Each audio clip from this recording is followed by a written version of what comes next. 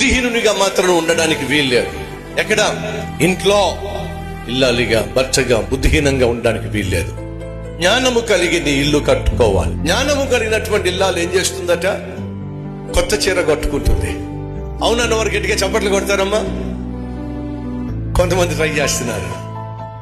Right friends, Bible సెలవిస్తుంది జ్ఞానము కలిగినటువంటి ఇల్లాలు కొత్త చీర కడుతుంది, కొత్త బంగారం పెడుతుంది అని లేదు గాని తన ఇల్లు కట్టుకుంటుంది.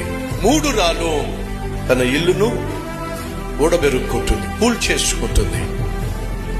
అలాగే జ్ఞానం లేనటువంటి భర్త భార్యతో జ్ఞానం కలిగి కాపురం చేయకపోతే చేతులారా తన కుటుంబాన్ని కూల్ చేసుకుంటాడు.